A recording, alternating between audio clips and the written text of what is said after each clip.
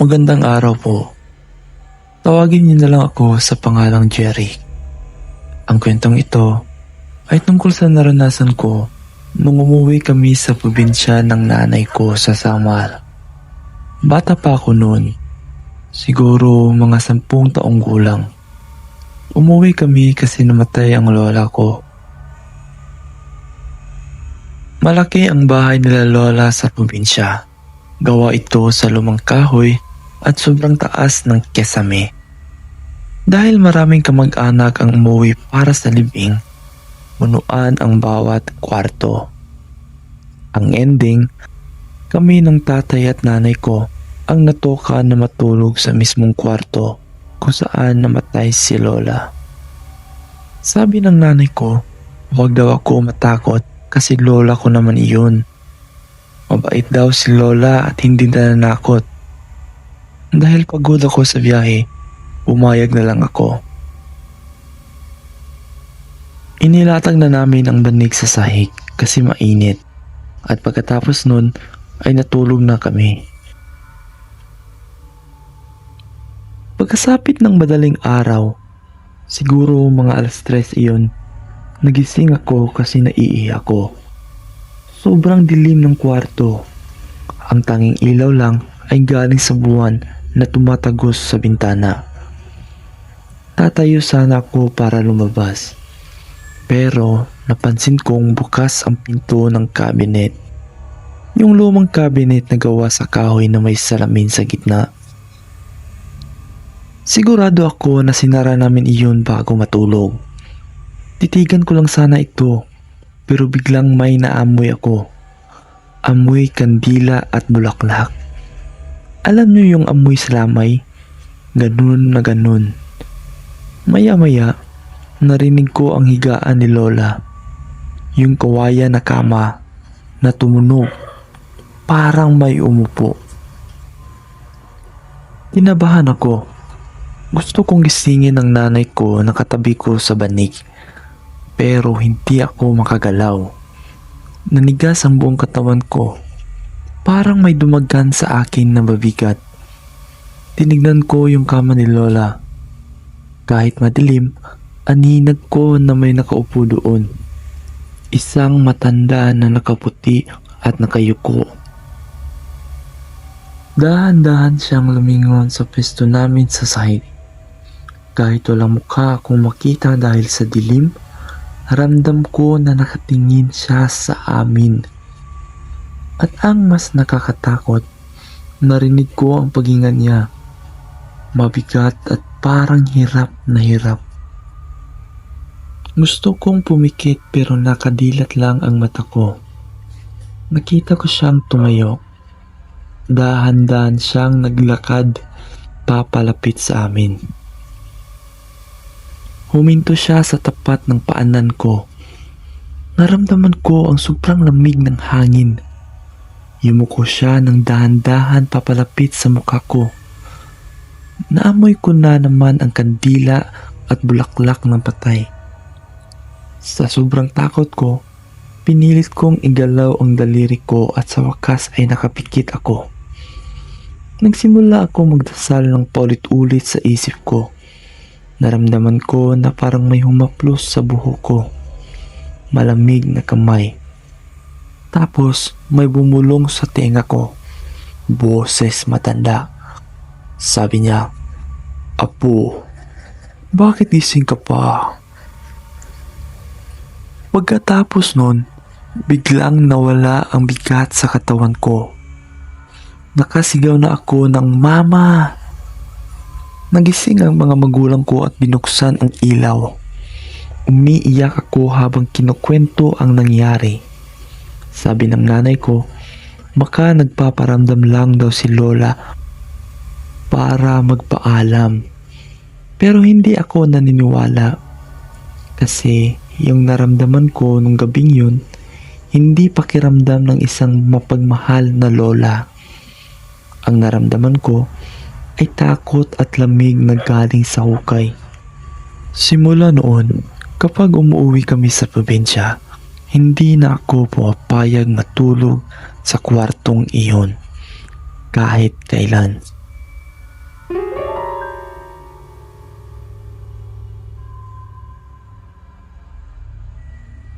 Itago niyo na lang ako sa pangalang Carlo.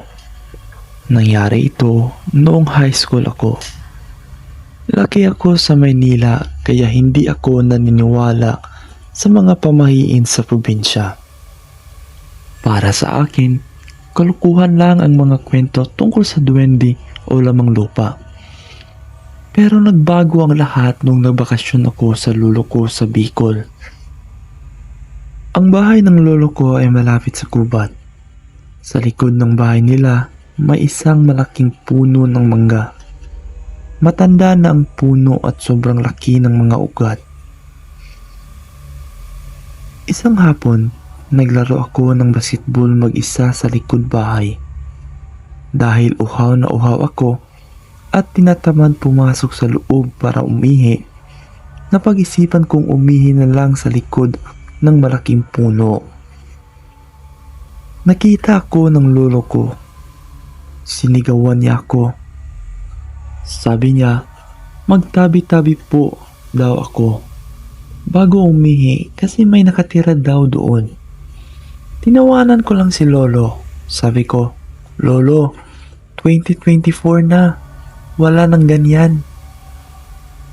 Kinagabihan, habang natutulog ako, bigla akong nagising dahil sa sobrang kati ng binti ko. Kamot ako ng kamot hanggang sa magsugat na ito. Pagbukas ko ng ilaw, nagulat ako kasi ang laki ng maga ng binti ko. Kulay itim na ito at sobrang init. Uminom ako ng gamot pero hindi nawala ang sakit. Lumipas ang 2 araw, hindi na ako makalakad. Ang sabi ng doktor sa bayan, infection lang daw. Pero kahit anong gamot ang inumin ko, lalo lang sumasakit. Noong 3 gabi na naginip ako, nasa likod daw ako ng bahay, sa tapat ng puno kung saan ako umihi.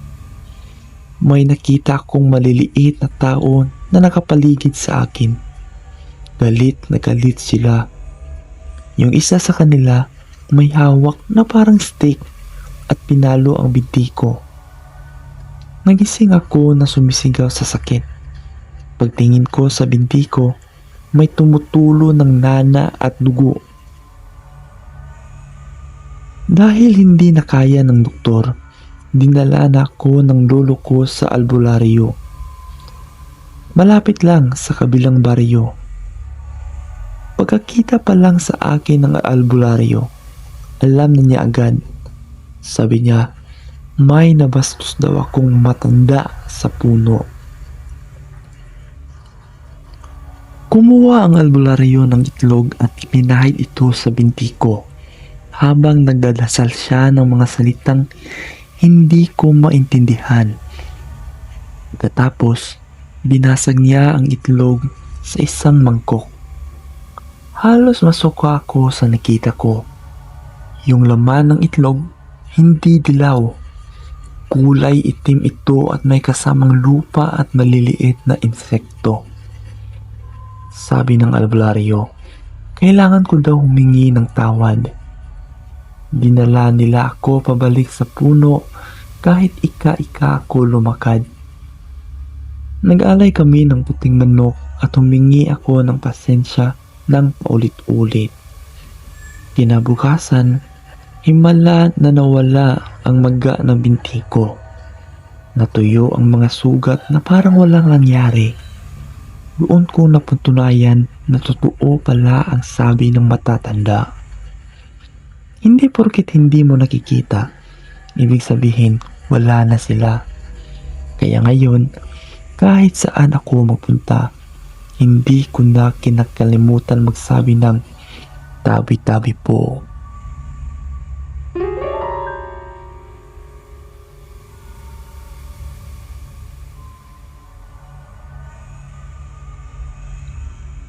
Magandang araw sa lahat ng listeners. Ako nga pala si Ren. Nangyari ito nung kolehiyo pa ako. Umuwi ako sa probinsya namin sa Pangasinan tuwing sem break. Dahil estudyante pa lang at nagtitipid, Sumasakay lang ako sa ordinaryong bus, yung walang aircon. Isang gabi, na late ako nang dating sa terminal sa Cubao. Ang sabi ng konduktor, nakaalis na daw ang huling biyahe.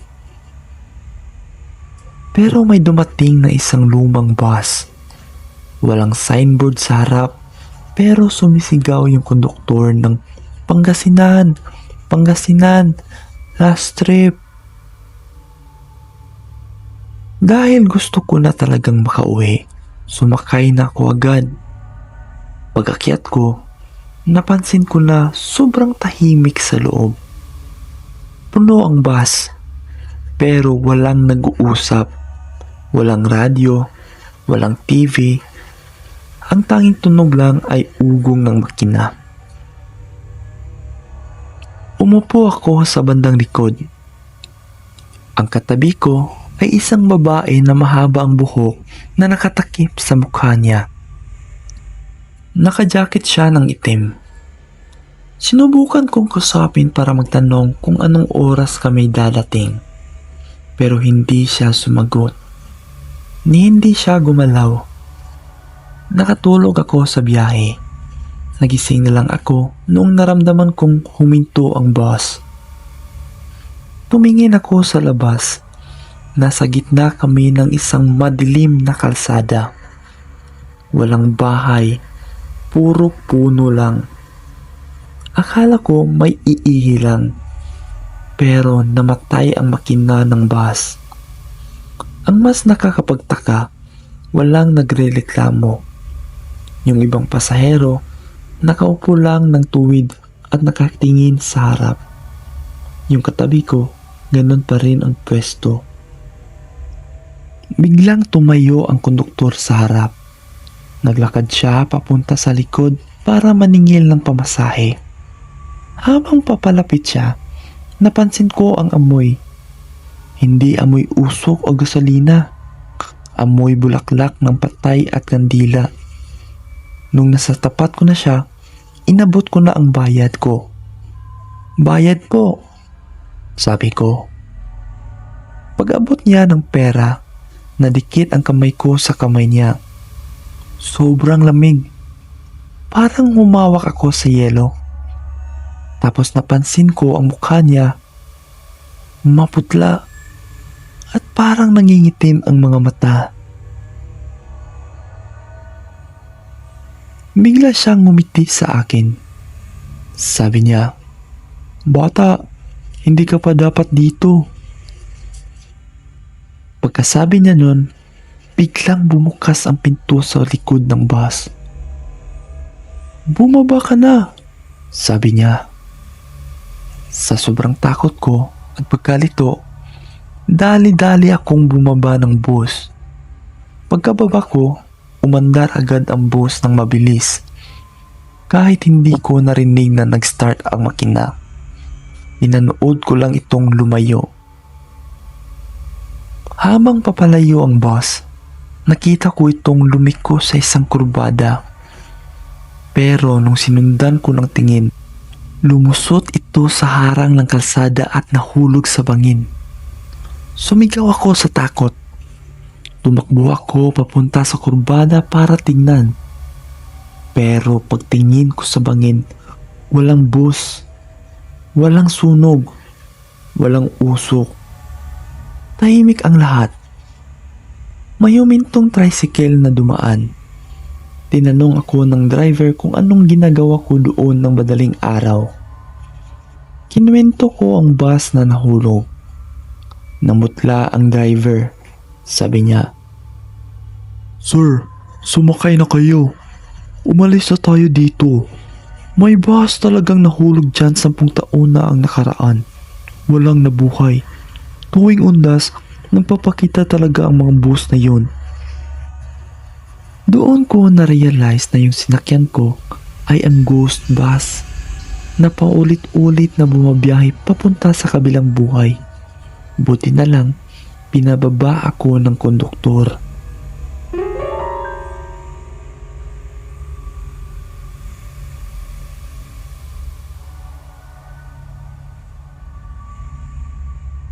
Itago niyo na lang ako sa pangalang Noy.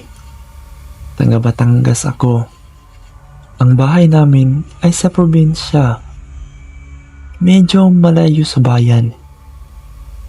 Para makauwi ka, kailangan mong maglakad ng mga 15 minutes mula sa main road. Ang dinadaanan namin ay isang makipot na daan na napapaligiran ng kawayan. Isang gabi, galing ako sa inuman sa kabilang baryo. Medyo may tama na ako ng alak kaya matapang akong maglakad mag-isa. Kahit 2:00 na ng madaling araw. Maliwanag naman ang buwan kaya kampante ako. Habang naglalakad ako sa tapat ng kawayanan, may narinig akong iyak. Iyak ng sanggol. Huminto ako. Tumingin ako sa paligid. Sabi ko, "Sino yan?" Walang sumagot. Pero tuloy-tuloy pa rin ang iyak. Naawa ako. Inisip ko, baka may nag-iwan ng bata sa damuhan. Nilapitan ko yung tunog. Pumasok ako ng konti sa mga kawayan. Doon, sa may ugat ng isang malaking kawayan, may nakita akong nakabalot sa puting lampin. Gumagalaw ito. "Kawawa naman tong bata," bulong ko. Lumapit ako at binuhat ko ang sanggol. Tumigil ito sa pag-iyak. Naglakad na ako pauwi bitbit ang bata admin. Pero habang naglalakad ako, napansin kong parang bumibigat ang dala ko. Sa bawat hakbang ko, pabigat ng pabigat. Mula sa bigat ng isang sanggol, naging parang kasing bigat na ng isang sako ng bigas. Hingal na hingal ako. Dahil sa pagod, tinignan ko ang mukha ng bata. Nagulat ako. Hindi na ito mukhang sanggol. Ang mukha niya ay kulubot na parang matanda. Ang mga mata niya ay nanlilisik at kulay pula. Tapos, ngumiti siya sa akin. Ang mga ngipin niya ay matutulis na parang sapating. Nagsalita ang bata sa malalim na boses. "Mabigat ba?" Sa sobrang takot ko, naihagis ko ang bata sa gitna ng daan. Tumakbo ako ng mabilis pauwi. Hindi ako lumingon. Narinig ko sa likod ang tawa niya. Hindi na iyak ng sanggol, kundi tawa ng isang demonyo. Pagdating ko sa bahay, kinalambag ko ang pinto. Hingal na hingal at putlang-putla ako. Kinwento ko sa nanay ko ang nangyari. Sabi ng nanay ko, "Tiyanak iyon. Buti na lang naihagis mo. Kung hindi, kakagatin yan ang liig mo." Kinabukasan, binalikan namin ang lugar kung saan ko siya naihagis. Walang bata. Ang nakita lang namin ay isang katawan na saging na binalot sa lumang damit.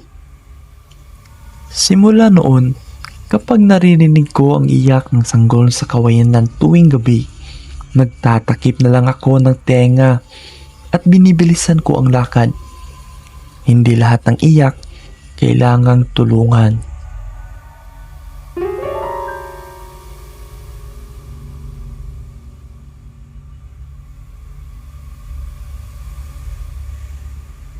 Hello po, admin. Tawagin niyo na lang ako sa pangalang Bong. Isa akong tricycle driver sa probinsya namin sa Quezon. Sanay na ako sa biyaheng gabi kasi mas maraming pasahero na umuuwi galing trabaho sa bayan. Pero may isang gabi na hindi ko makakalimutan. Nangyari ito bandang 12:00 na ng hating gabi. Pauwi na ako galing sa paghahatid ng huling pasahero ko.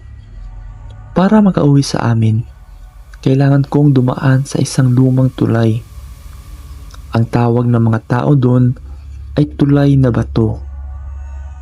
Luma na ito, masikip at walang ilaw.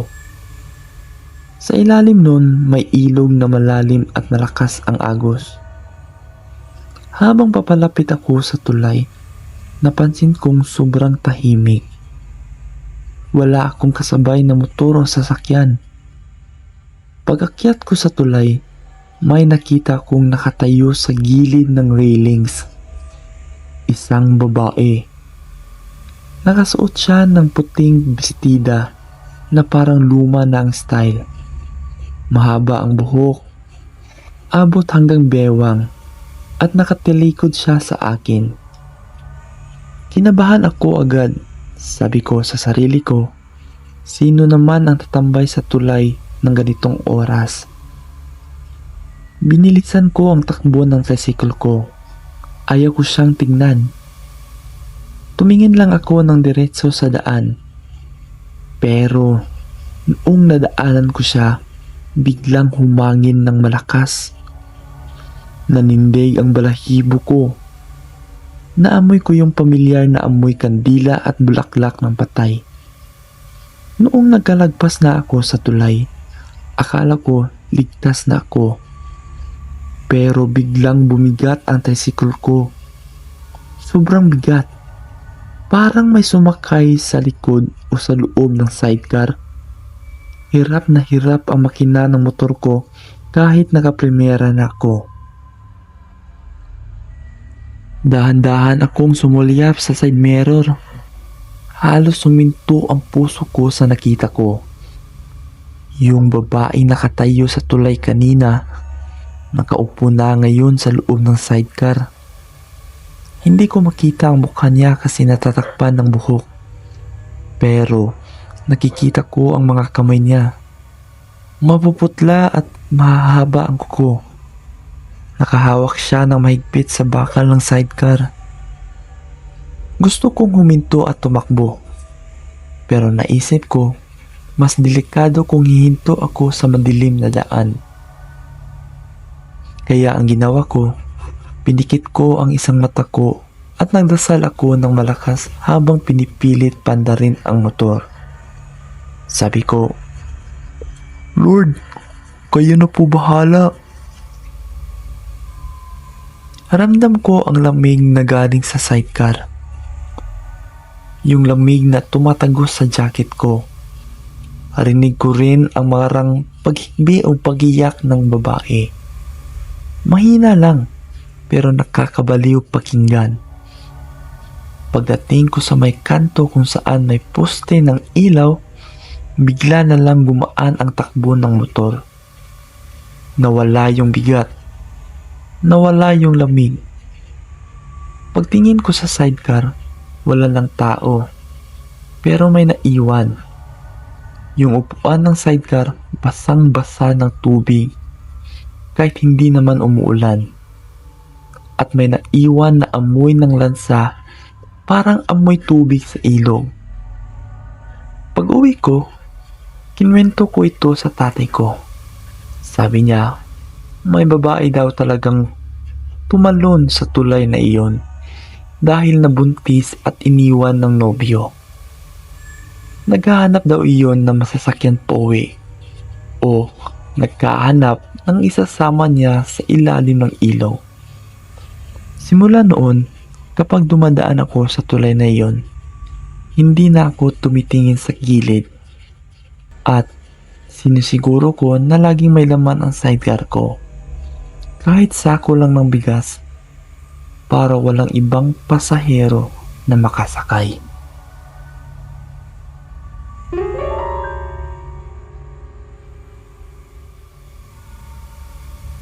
Magandang araw sa lahat ng listeners. Ako nga pala si Joel.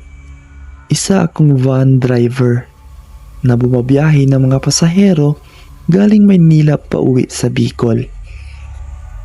Marami na akong nakikita sa daan, pero ito ang pinakatumatak sa isip ko. Mahal na araw noon, Biyernes Santo. 2:00 na ng madaling araw at nasang bandang Quezon na kami. Sa parting madaming kurba at gubat, tulog na lahat ng pasahero ko. Ako na lang at ang radyo ang gising. Habang binabagtas ko ang madilim na kalsada, may natanaw akong mga ilaw sa malayo. Maraming ilaw. Akala ko nung una, street light lang. Pero habang papalapit ako, nakita ko na gumagalaw ang mga ito. Kandila. Mga kandila na hawak ng maraming tao. Sabi ko sa sarili ko, may prosesyon bang ganitong oras? Usually kasi, prosesyon maaga matapos o kaya hapon ginagawa. Pero dahil Biyernes Santo, iniisip ko na baka tradisyon nila ito sa bariyong ito.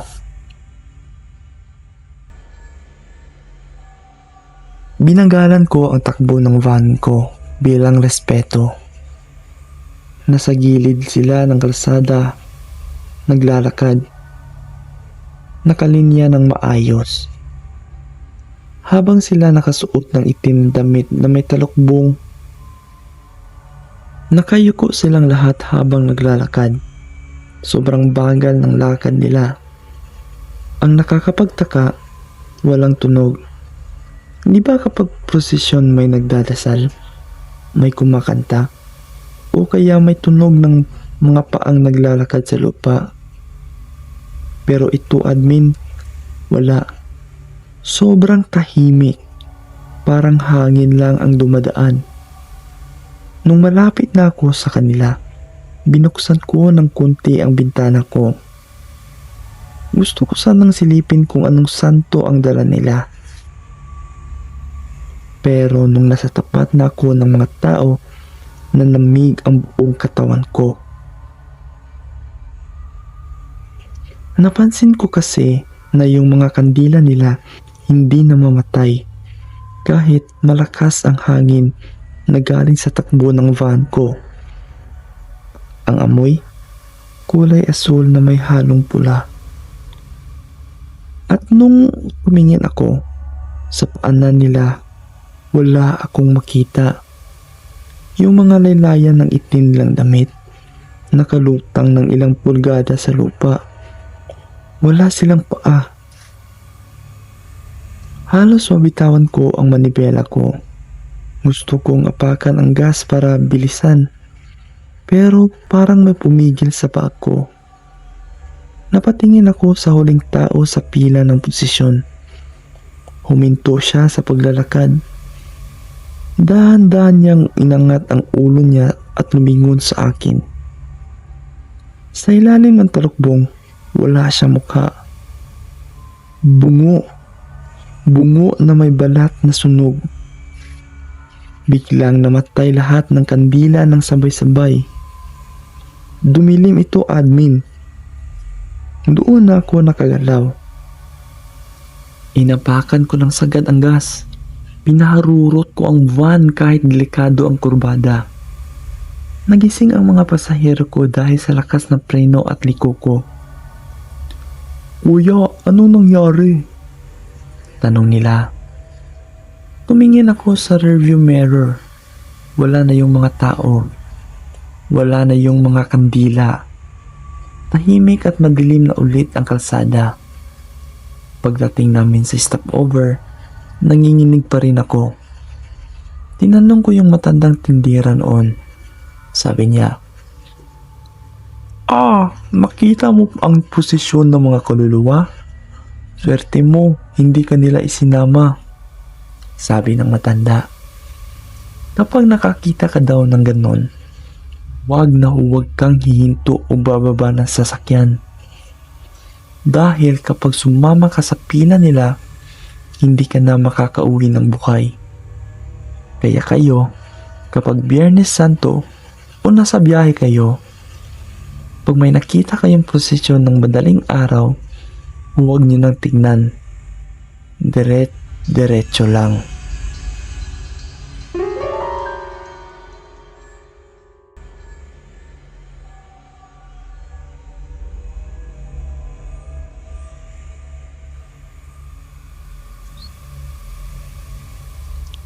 Hello admin. Sana mapili ninyo ang aking kwento. Ako nga pala si Ruel, isang truck driver. Matagal na ako sa kalsada. Halos 10 taon na. Sanay na ako sa kalsada kasi halos araw-araw akong may biyahe. Sa trabaho namin, bawal ang matatakutin. Pero sa gabing ito, talagang sinubok ang tapang ko. Galing ako noon sa Isabela. May kargang bigas na i-deliver sa Maynila. Bandang 3:00 na ng madaling araw, sobrang kapal ng hamog sa daan.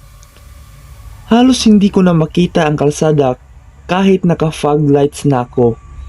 Yung kulay dilaw na ilaw. Dahil delikado, nagpasya akong magdahan-dahan lang ng takbo. Maya-maya, may naaninag akong ilaw sa unahan. May sasakyan. Isang lumang kutsing itim. Yung parang mga kotse noong 1980s. Ganun. Sobrang bagal ng takbo niya. Siguro nasa 20 km/h lang. Dahil naiinip na ako at gusto ko nang makarating sa baba bago sumikat ang araw, nag-decide akong mag-overtake. Tiningnan ko ang kalsada. Clear naman sa kabilang lane. Bumusina ako ng 2 beses para mag-signal. Pero nung akmang lulusot na ako sa kaliwa, biglang gumikna yung kutsing itim. Hinarangan niya ako, admin. Akala ko hindi lang niya ako napansin. Bumalik ako sa likod niya. Ilang minuto ang lumipas, sinubukan ko ulit mag-overtake. Pero ganun na naman ang ginawa niya. Bigla siyang kumabig pakaliwa para harangan ang daan ko. Nagtaka na ako. Lasing ba ang driver nito? O nantitrip lang? Dahil sa inis ko, admin, inilawan ko siya ng high beam o yung pinakamalakas na ilaw ng truck ko. Tumagos ang ilaw sa salamin ng kotse niya sa likod. Doon ako nalamig. Sa loob ng kotse, nakita kong punong-puno ito ng pasahero. Siksikan sila. Pero ang nakakapangilabot, lahat sila nakalingon sa akin. Lahat sila nakatingin sa truck ko. Walang emosyon ang mga mukha nila. Sobrang putla. At ang mga mata nila parang ang lalim ng itim. Hindi sila kumukurap kahit nisisilaw na sila sa ilaw ko. Biglang bumilis ang tibok ng puso ko. Hindi normal ang itsura nila. Sa takot ko, hindi na ako nagtangkang mag-overtake. Nagstay na lang ako sa likod nila. Sinundan ko lang yung pulang ilaw ng preno nila sa hamog. Ilang sandali pa, nakita ko na papaliko na yung kotse sa isang kurbada. Pero imbes na lumiko sa kalsada, dumiritso ito. Dumiritso ito sa bangin. Huminto ako agad at bumaba, admin. Dala ko ang flashlight ko. Tumakbo ako sa gilid ng bangin para tignan kung saan sila nahulog. Inasahan kong makakita ako ng wasak na kotse o apoy sa ibaba. Pero pagtapat ng flashlight ko sa bangin, wala. Walang sasakyan, walang bakas ng gulong sa damuhan, walang ingay ng aksidente. Tahimik lang ang gubat at ang hamog. Bumalik ako sa truck ko nang nanginginig ang tuhod. Pagdating ko sa unang checkpoint ng pulis sa baba ng bundok, tinanong ko sila kung may nakita silang lumang kutsing itim na dumaan.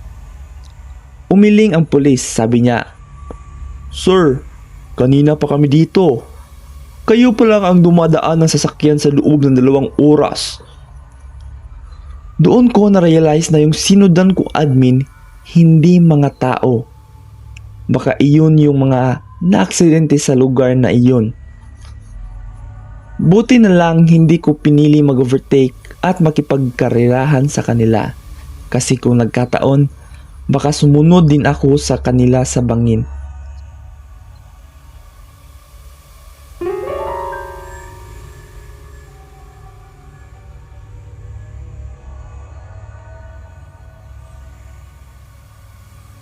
Magandang araw sa inyong lahat.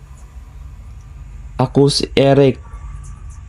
Hilig ko talaga ang magmotor, yung tinatawag nilang night ride. Masarap kasi bumabiyahe kapag gabing malamig ang hangin at walang traffic. Isang gabi, galing ako sa Nueva Ecija pauwi na ng Bulacan. Dumaan ako sa tinatawag nilang bypass road. Isa itong mahabang kalsada, admin. Puro bukid sa kaliwa at kanan. Walang street lights, kaya headlight ko lang ang inaasahan ko. Bandang 2:00 ng madaling araw, nakaramdam ako ng sobrang gutom. Kanina pa kasi ako hindi kumakain. Naghanap ako ng bukas na tindahan o karinderya. Pero sarado na lahat ng nadaanan ko sa bayan. Nung nasa gitna na ako ng madilim na kalsada, may natanaw akong maliit na ilaw sa gilid. Paglapit ko, isa pala itong maliit na kubo na may nakasulat na Goto at Mami. Tuwang-tuwa ako, admin. Huminto ako at pumarada. Pagpasok ko, walang ibang customer. Ang tahimik. May isang babae na nakatalikod at naghahalo sa isang malaking kaldero. "Nanay, pabili po ng mami," sabi ko. Hindi siya lumingon, pero tumango siya. Nagsandok siya sa mangkok at inilapag sa mesa. Yung mami, umuusok pa sa init. Gutom na gutom ako kaya kinain ko agad. Masarap naman yung sabaw, pero may kakaiba sa lasa. Parang medyo matamis na malansa. Pero dahil gutom ako, inubos ko pati sabaw. Napansin ko lang na ang sahog ng karne sobrang lambot. Parang natutunaw sa bibig. Pagkatapos kong kumain, nagbayad ako ng 100. Inabutan ako ng sukli ng matanda.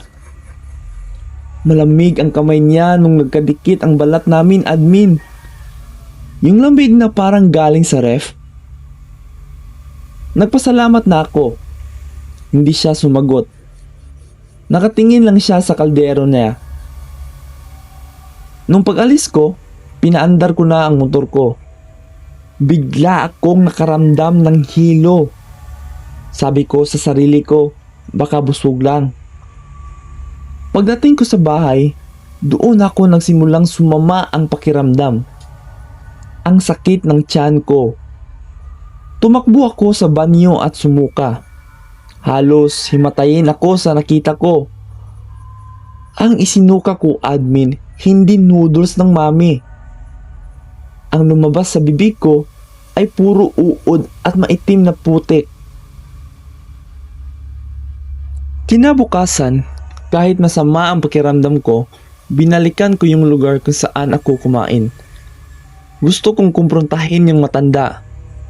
Tanda ko kung saan yon. Sa tapat ng isang malaking puno ng akasya. Pero pagdating ko doon, walang kubo, walang karinderya, at walang mesa. Ang nandoon lang sa pwesto kung saan ako pumarada ay isang maliit na puntod na bato sa ilalim ng puno. Tinanong ko ang mga magsasaka sa paligid. Sabi nila, wala daw talagang tindahan doon. May namatay daw doon na matandang babae na nagtitinda noon. Nasagasaan ng truck habang naglalako. Simula noon, nagbabaon na ako ng biskwit at tubig. Hinding-hindi na ako hihinto sa mga kainan na bigla-bigla na lang sumusulpot sa dilim.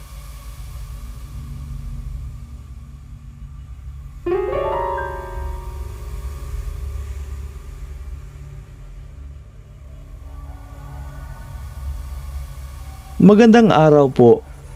Sana'y mapili ninyo ang aking kwento. Ako nga pala si Mike. Sales agent ako kaya sanay ako sa biyahe. Ang kwentong ito ay nangyari sa akin noong nakaraang buwan lang habang pauwi ako galing sa Bicol. Nasa Quezon ako sa parteng tinatawag nilang Bitukang Manok. Zigzag kasi ang daan dito at sobrang dilim. Alas 11 na ng gabi at ako na lang mag-isa sa van ko. Naka-aircon ako at nakasarado lahat ng bintana. Habang nagmamaneho ako, nadaanan ko ang isang malaking puno ng balete sa gilid ng kalsada. Ilang segundo pagkalagpas ko doon, bigla na lang bumigat ang takbo ng sasakyan. Yung van ko, kahit anong diin ko sa gas, parang hirap na hirap humatak. Parang biglang may sakay ako na 10 sako ng bigas sa likod. Tiningnan ko ang handbrake, nakababa naman. Tiningnan ko ang gulong sa monitor, hindi naman flat. Tapos, may naamoy ako. Amoy tabako. Yung matapang na amoy ng sigarilyo ng matatanda. Nagtaka ako, admin. Paano makakaamoy ng usok sa loob nakasirado naman lahat ng bintana tapos naka-aircon ako. Hindi naman ako naninigarilyo. Kinabahan na ako, admin. Dahan-dahan akong tumingin sa rearview mirror para silipin ang likod ng van.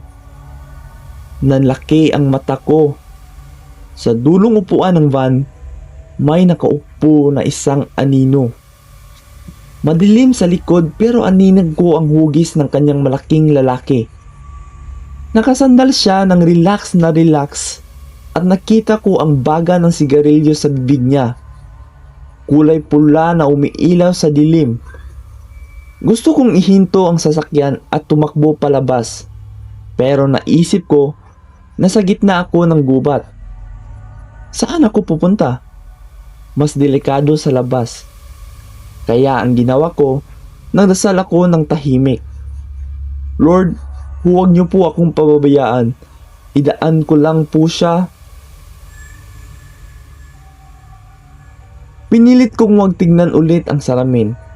Nakatuon lang ang mga mata ko sa daan. Ramdam ko ang presensya niya sa likod. Ramdam ko na nakatingin siya sa bato ko.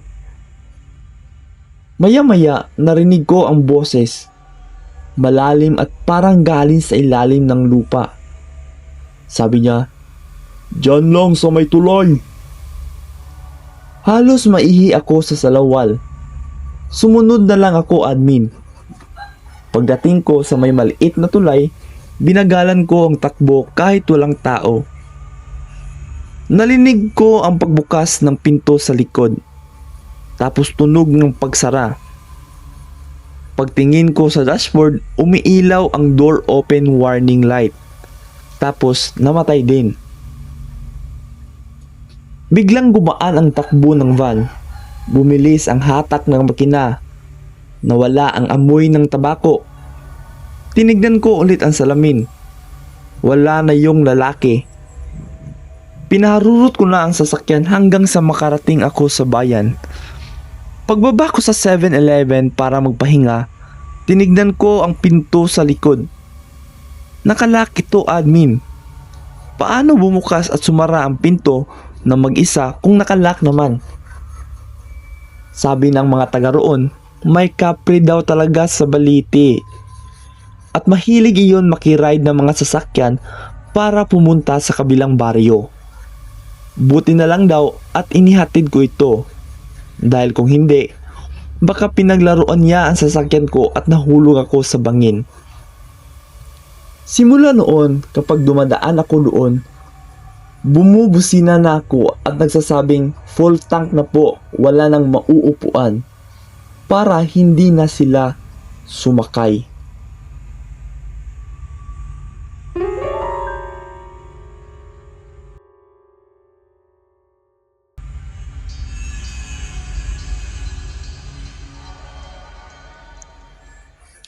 Hello po sa lahat ng listeners.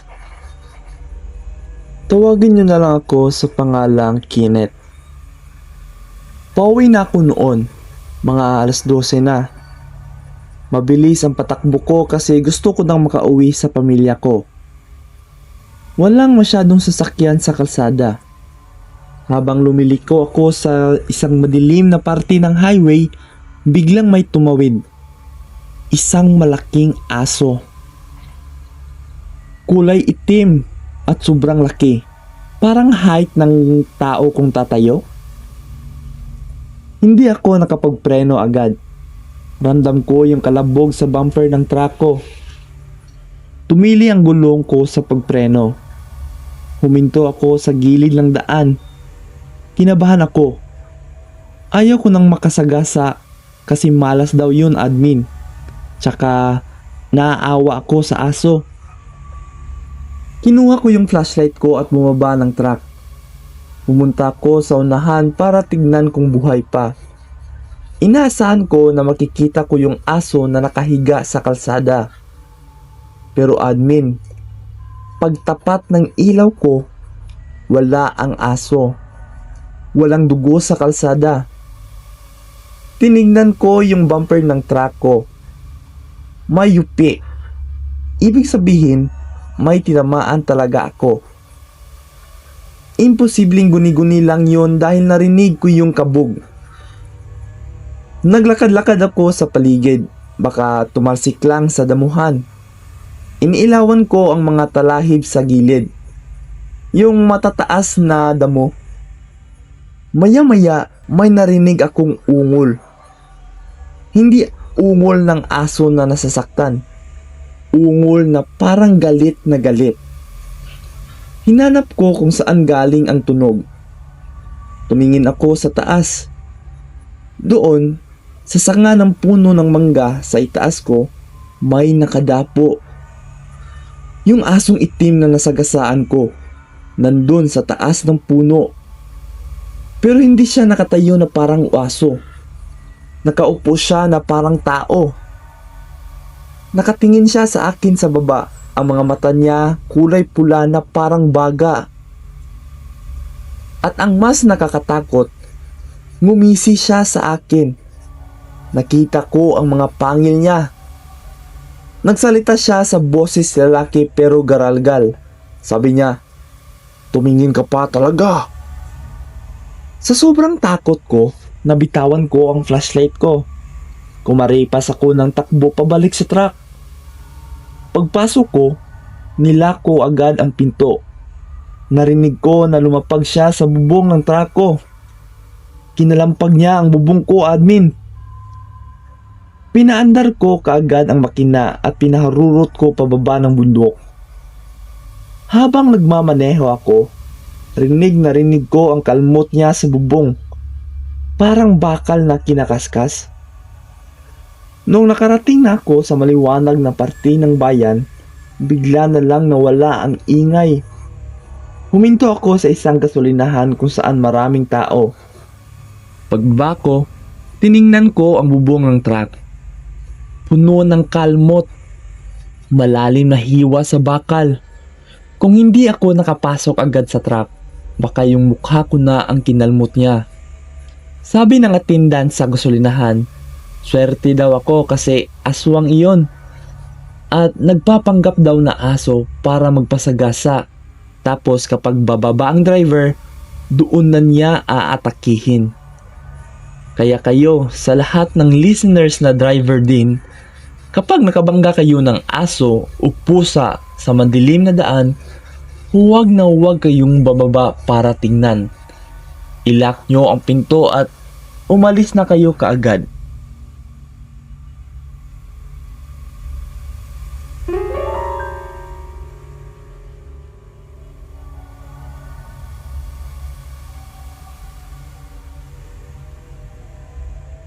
Ako si Ben, isang private driver ng isang pamilya sa Makati.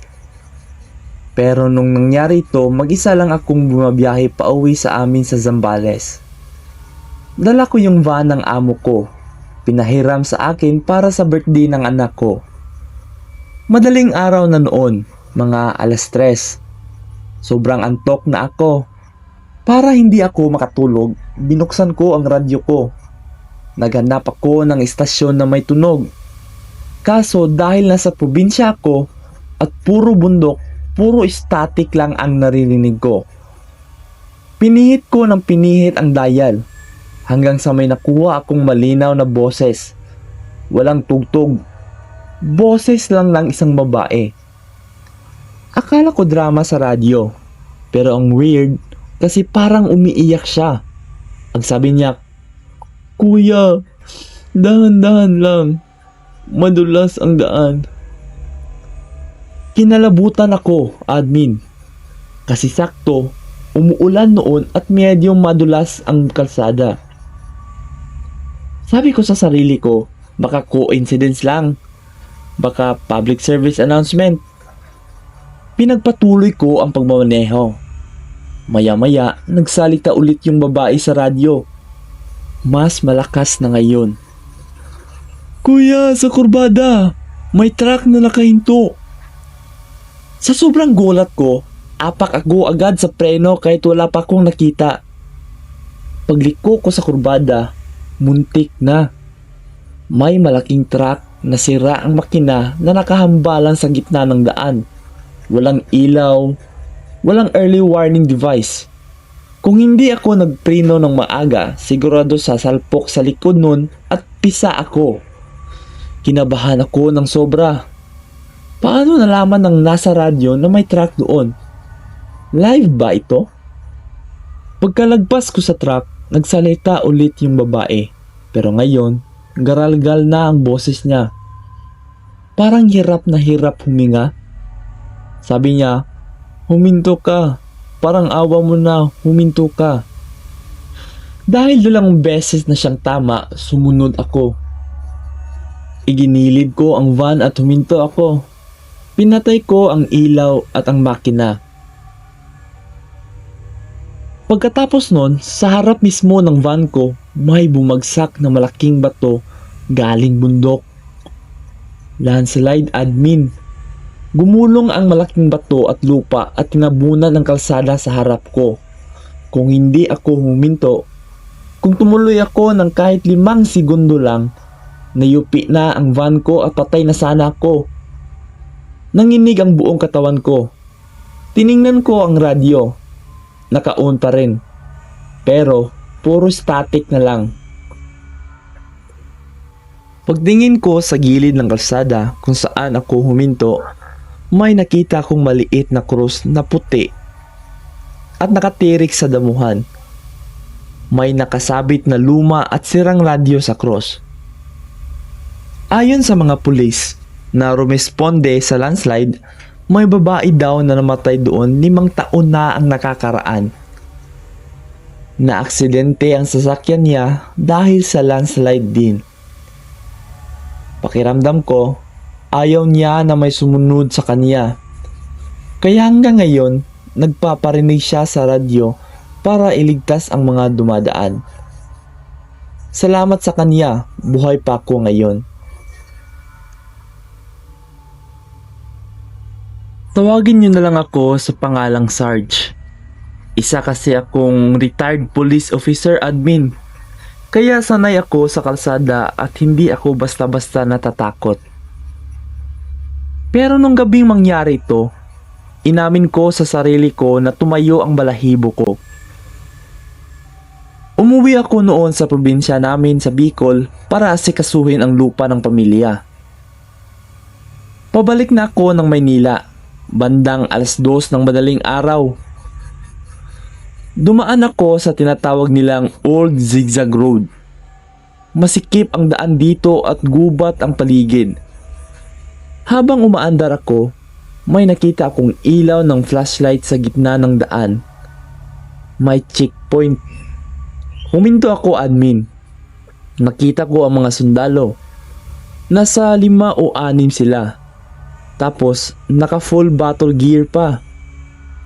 May mga hawak na mahabang baril. Pero napansin ko agad ang dumi ng uniforme nila. Puno ng putik at parang luma ng style ng kamo. Yung ginagamit pa noong 90s pa. Sinanyasan ako ng isa na buksan ang bintana at lumapit siya. Binuksan ko naman ang bintana. "Magandang gabi, sir. Anong meron?" tanong ko. Hindi siya sumagot agad. Nakayuko lang siya. Yung sombrero niya, natatakpan ang mata niya. Pero naaamoy ko siya. Hindi amoy pawis ng sundalo. Amoy kalawang. Amoy dugo na natuyo. Inaangat niya ng dandahan ang mukha niya. Nagulat ako, admin. Sobrang putla niya. Kulay abo na ang balat at ang mga mata niya walang itim. Puro puti lang. Nagsalita siya. Ang boses niya parang galing sa ilalim ng lupa. "Sir, may nakita ho ba kayong mga kasamahan namin?" Kinabahan ako. Bilang pulis, alam ko ang aura ng buhay at patay.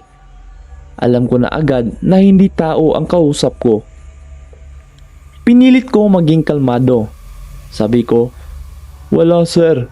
Ako lang mag-isa sa daan." Tumango siya ng dandahan tapos lumingon siya sa mga kasama niya sa likod. Yung ibang sundalo, nakatayo lang. Walang kibo. Yung isa, napansin kong putol ang braso. Yung isa naman, may malaking butas sa helmet. Humarap siya sa akin ulit at sabi niya, ingat daw ako, baka maambush kami sa dulo. Sinanyasan niya ako na umalis na.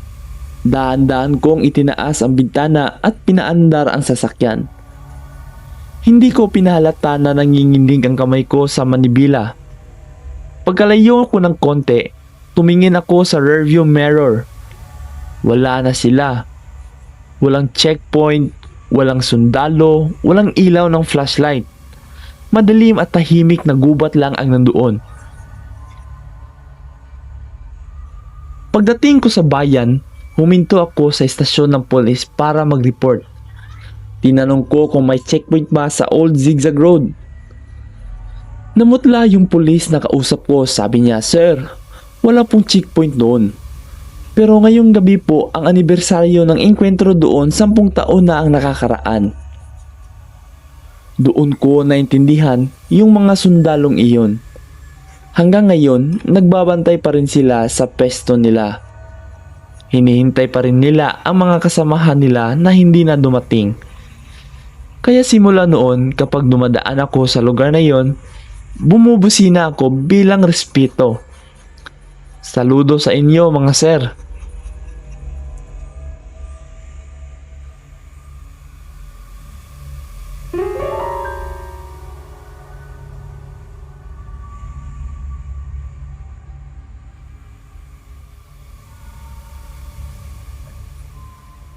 Magandang araw po. Ako nga pala si Jojo. Nangyari ito nung umuwi ako sa probinsya namin sa Laguna.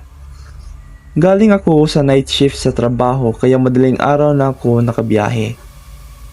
Ang daan papunta sa amin ay medyo liblib. Yung tipong kailangan mo pang pumasok sa maliit na barangay road na puro puno ng niyog ang gilid. Bandang 3:00 na ng madaling araw. Sobrang tahimik. Ang narinig ko lang ay ang makina ng kotse ko. Habang nagmamaneho ako, napansin ko sa malayo na may gumagalaw sa gitna ng kalsada. Binagalan ko ang takbo, admin. Akala ko mga aso lang. Pero nung lumapit ako, nakita ko na mga bata pala. Nasa 5 o 6 na bata. Nagtaka ako. 3:00 ng madaling araw, may mga bata sa kalsada. At ang mas weird, naglalaro sila ng patentero. Nakaharang sa daan. Nakapustura na parang nagbabantay sa linya. Bumusina ako, admin. Inasahan ko na tatabi sila o magugulat. Pero hindi sila gumalaw. Tumigil lang sila sa paggalaw at dahan-dahang lumingon sa sakyan ko.